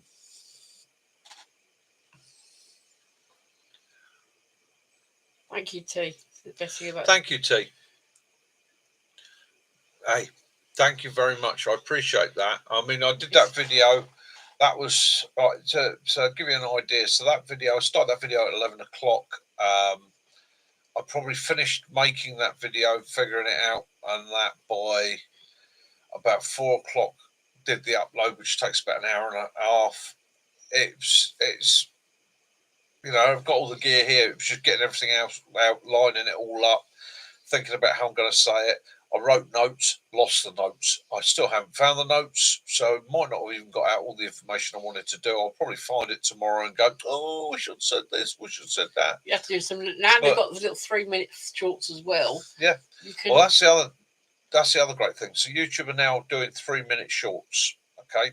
So, or we can now do 3-minute shorts. It's quite hard, isn't it? So that's another bonus.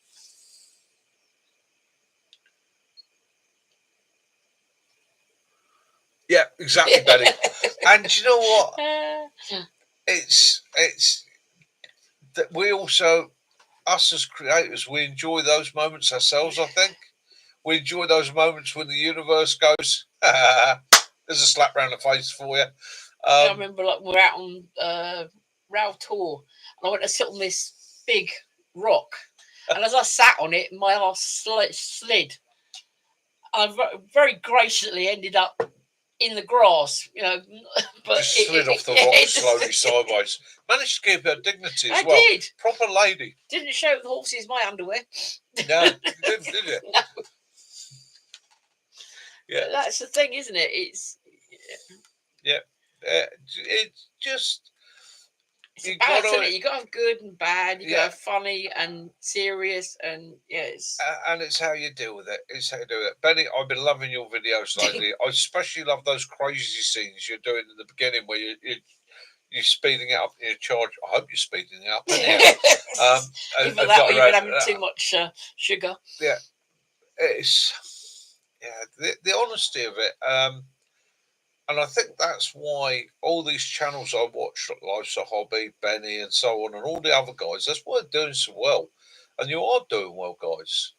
Benny's going to overtake me probably before Christmas, and he's just going to keep accelerating. He's got a humour, a joy to see, a pleasure that's absolutely fantastic. And again, does it bother me that he's going to overtake me? No. In fact, actually, I will stand here and do that all day long and go, well done, mate. Right? Because it's working for him. And I think, again, that's one of the problems with some of the other creators, guys not necessarily be in the community. They get so wrapped up in their business, they forget. They're chasing the numbers, isn't it? Yeah, they're chasing the numbers. And when you start to get to that point, you lose passion, you lose pleasure. When I watch all you guys, the thing that draws me to you is your passion, your pleasure, your enjoyment in it, and seeing that enjoyment. Also, knowing honesty the work, as well, effort that goes into making your videos. Whether it's, and they're all very different. You got Owen, who's Mr. Cinematic. I mean, the shots he gets. The story he can tell with just a couple of photographs or a couple of images, it just blows me absolutely away. Kiwi, his apprentice, he's showing his journey as he's learning it. And that again, that's ballsy. That is ballsy, Kiwi. How many people are actually prepared to go online and go, tell me, guys, am I doing this right or wrong? Knowing that for all the guys that are going to get hold of them and go, good job, mate, good job, you're doing this right, is a bit of advice, there's bound to be, and I guarantee he's getting them because I've had them, somebody goes, the same person who's never got off their bloody chair, left their mum's fucking basement in their life, is making a comment, and you sit there and sometimes it can kick you a little bit in the nuts.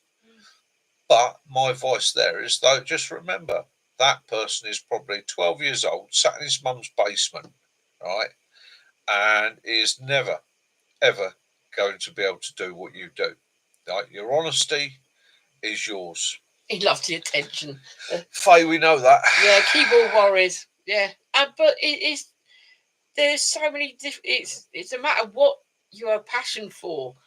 Or if you don't know what your passion is, you can watch these different YouTube channels, and then you really get into things. And it's like we watch Farmer P. Yep. He lost a calf a couple of weeks ago. It was he couldn't. The mother had the calf in the night, and he'd found it in the field, and it was still in its sack, and it passed away. We were gutted. He was gutted. You felt for the man, and you almost sit there sobbing but ourselves.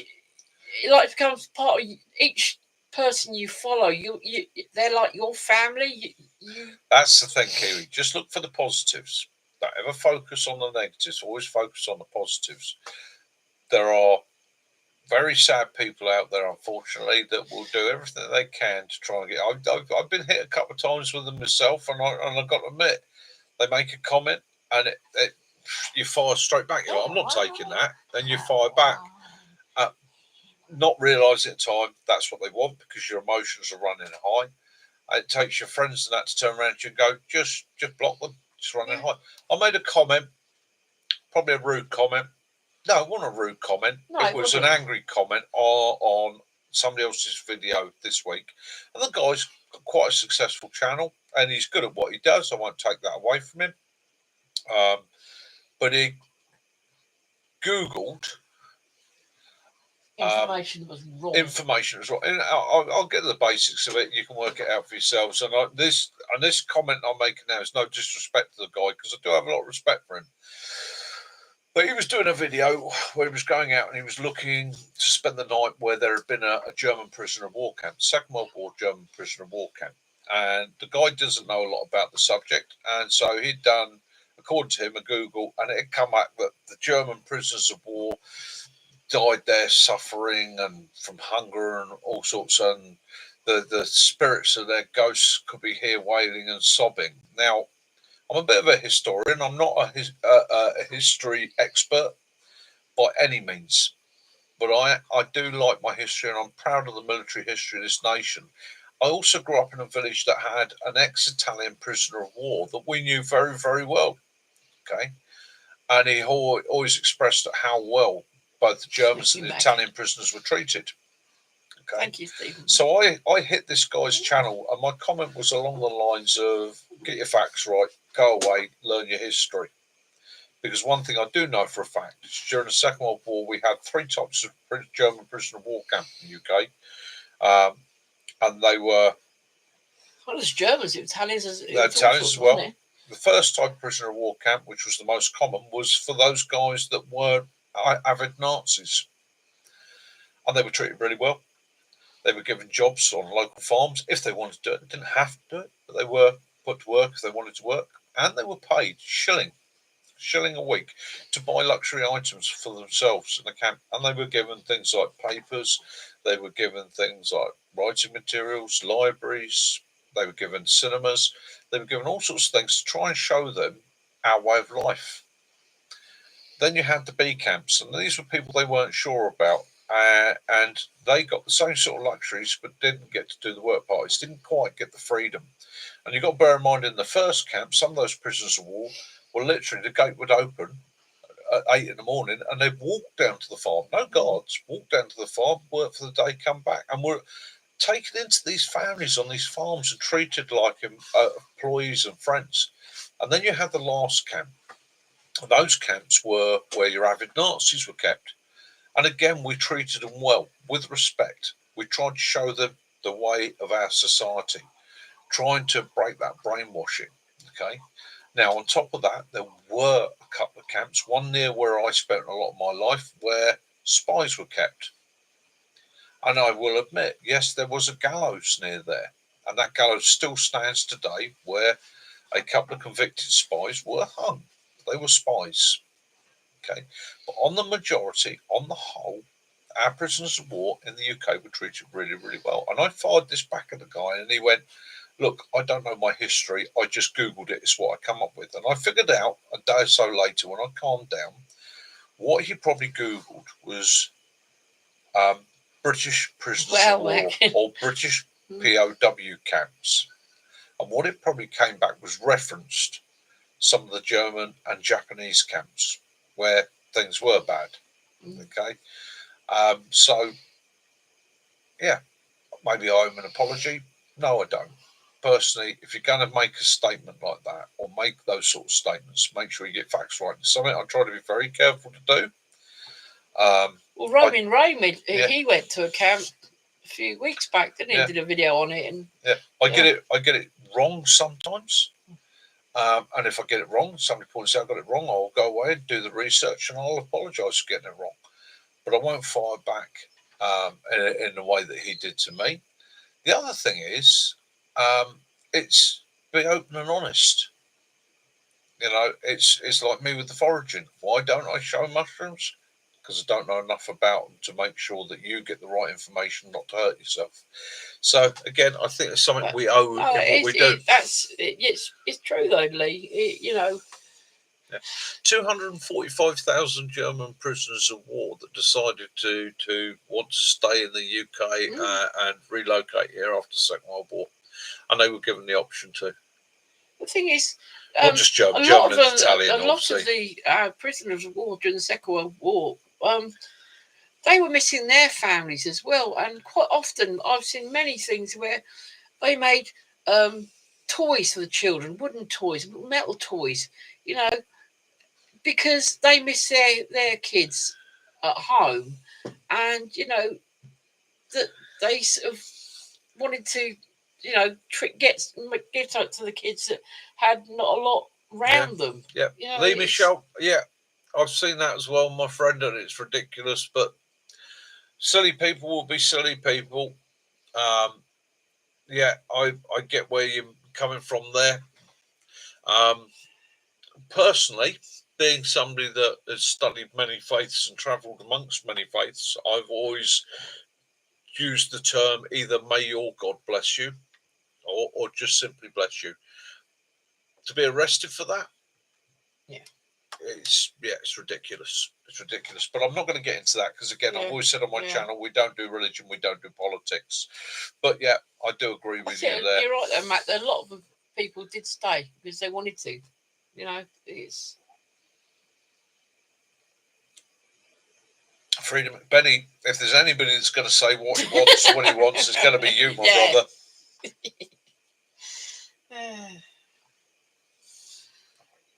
Yeah. Already, blimey. Yeah. So, guys, 15 minutes to go. 15 minutes to go.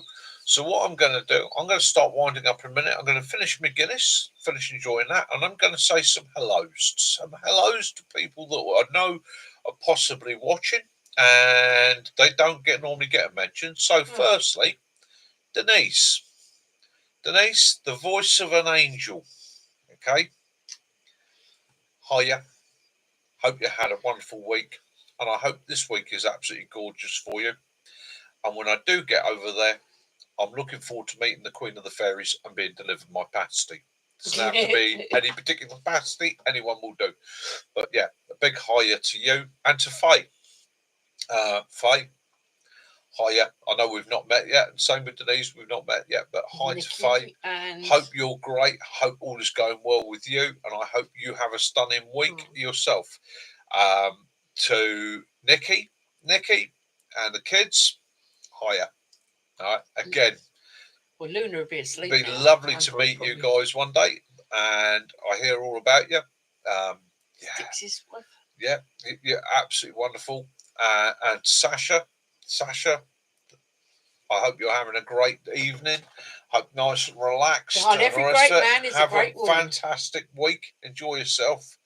And to all you guys' wives. Or partners, it doesn't. Partners, yeah. Because behind every one of you, there is somebody. There is, like me with Kaz. I couldn't do what I do without her support, without her care, without her help, without her advice. Without that, I am nothing. Okay, I couldn't do it, not on my own. And I think, behind, as Kaz said, behind every great man, there is a fantastic woman or partner. That's how we're supposed to put it these days, isn't it? Will do. I've written that down. I'm writing that down now, Owen. No, screw the ex-wife.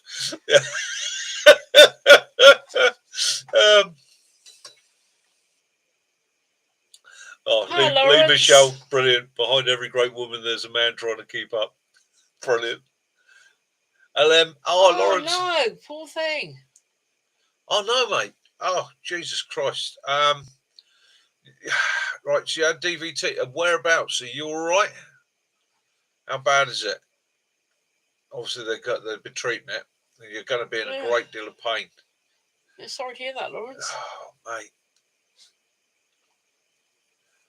Whoa, not good. They thought your problem with your leg was DVT, when I had the pain in my leg, they thought it might be DVT, but it turned out it wasn't. I didn't think it was, to be honest with you, but they're being not a nice thing. Oh, Lawrence, hope you're okay. Yeah. No, Benny, I've sent so many. We've been sending emails and not had any replies. John's not heard anything from him either. It's a shame. I do hope he's all right. I really do. All we can do is say prayers for BJ. And BJ, if you get to see this, hear this, mate, we are really saying our prayers for you and your family. We hope everything is okay. I hope you're all right, mate. We do love and miss you. Lawrence saying he's getting scanned on Tuesday. His leg it's the leg that he had the knee done on. Oh, bloody hell. Right. No, I don't actually. He only ever put himself down as BJ. Even when I've looked at his you used to look at his YouTube thing. No, he hasn't actually got a channel, but it was just BJ. It had no. No. Yeah. Hope so. Leave it, Ross, because we were saying earlier that we're hoping next year to have a grand clan meet-up. I've thrown it out there tonight that we ought to try and organise a clan meet-up next summer, where we can get as many of us together as possible somewhere. And because you're not that far from us, you can come with us. Yeah, in the centre of the country. Set it up so that those guys that don't have transport will find a way of transporting them, car sharing or whatever, and just try and pull everybody into one location, possibly for a weekend, and have a proper old get together. Yeah, you know, that would be absolutely Well, Kiwi, quite possibly a clan flag, or each part of the clan. Yeah, each one have their own flag. Yeah, that would be fun. Yeah, because you got they have all the different designs and make it base it on where you're from and all the rest of it. That would be a bit of a giggle. He's got TJ does have a pocket. TJ does have a pocket. I've only had one and a half. he has an area that he can. He has permission for. So. Yeah, that's up near Doncaster, I think, isn't it? Yes, I might have known yours would have a beaver on it. Yeah, I think it's up near Doncaster. Yeah. As I say, the part of the thing for your channel is just to, support. Support, yeah. That's what it's about, support. So our prayers go out tonight to all the people in the US that were affected by the storms out there. People that were affected by storms in Ireland, Scotland, parts of England. To Lawrence with his issues with his leg, and to anybody that is suffering pain, hurt.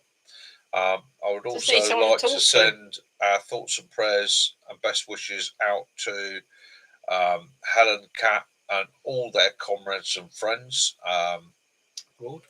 abroad. I hope they're all good, and I wish them all the best and success for the future. Okay. Now, I'm not going to get into that too much because, again, we don't do politics on this channel. But if you're ever feeling, mid-country, it's definitely looking. We're going to have to. There's a lot of us down here in the south, but there's a lot of you guys like up in Scotland, Wales, and that. So we've got to try and find somewhere mid-country where we can meet up. We also need to find somewhere where the landowner is going to pretty much go, yeah, fine, you can have fire pits. There's water, toilets.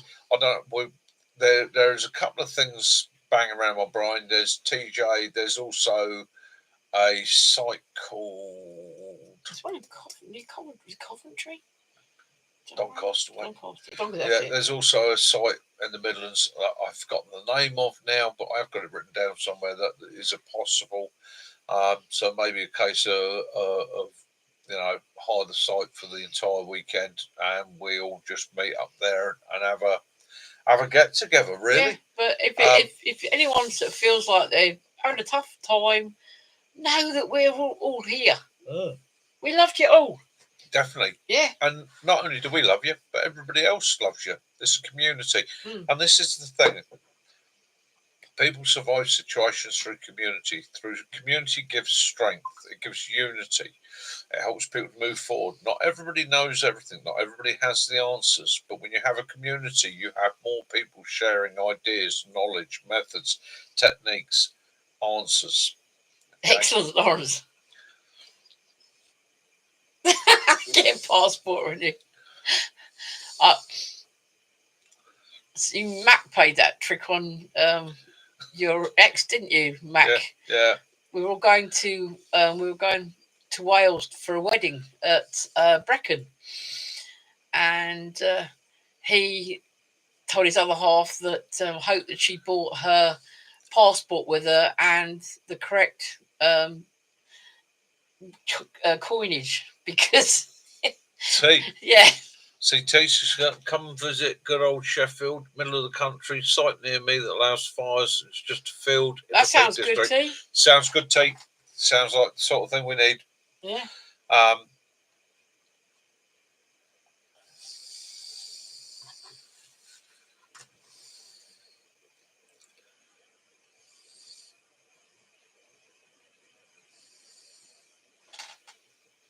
Oh, you oh, yeah, tatted scones. Oh, haggis. I got... yeah, yeah, 2 Macintoshes here. Oh, then, are we? All right. Oh, okay, that's it. We're all screwed. Get them 2 together. We're all screwed.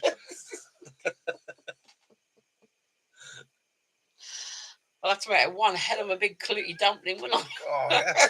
The more I'm thinking about this, the more I'm liking the idea. It's not something I can solely organise myself, but yeah, I think as a community we can probably sort this. I think that would really be a good weekend. That'd be a weekend to remember, wouldn't it? Mm.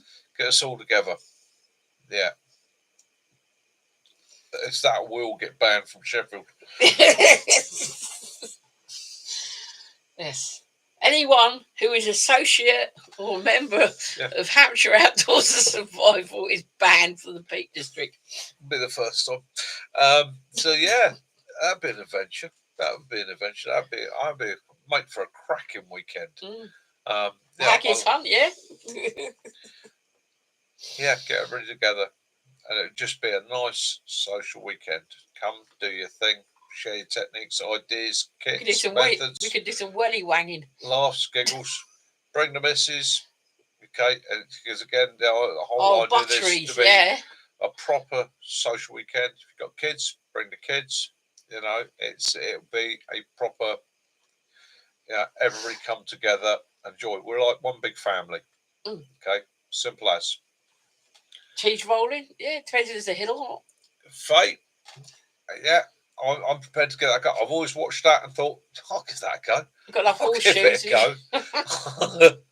I'm not chasing after. I'll roll the cheese, and you lot can chase off after it. I keep hearing about these butteries. Yeah. Yeah. Yeah. Yeah. Exactly, Benny. Sisters, Benny. Exactly that, Benny. What a brothers and sisters of the bush.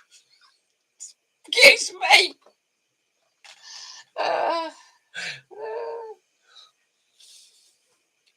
That's all right, Fate. You break a leg, I'll bring the kit. We can sort it out. Not a problem. Yeah, one hell of a mixed family, aren't we, Benny?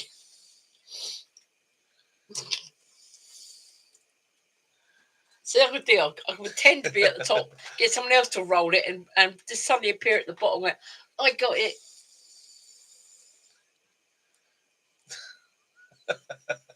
Flashing tech, yeah. Oh, I need someone. I need a shower or someone to bathe me. Oh, I'll bathe you, mate. He's got a loofah. Yeah, I've got a loofah. You got a shower as well.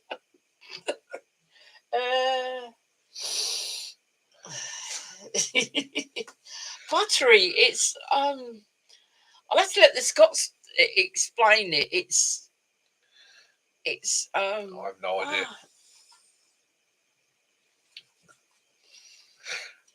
I was actually looking at the chicken.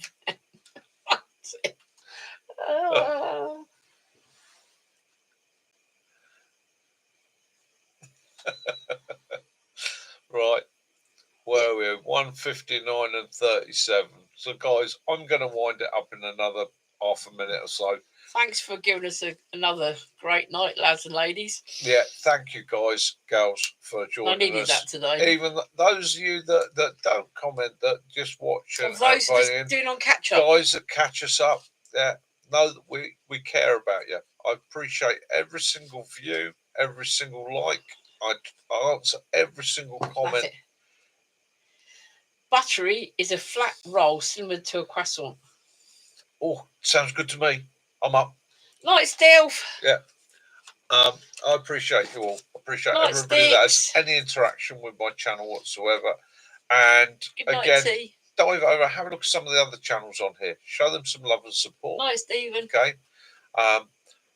There's a lot of hard work and effort, time, night, Faye. Money in some cases going into people's channels. Yeah. Just buying your camera, just setting yourself up. It's not an easy thing to do. And to get out and put yourself in a position where you risk ridicule.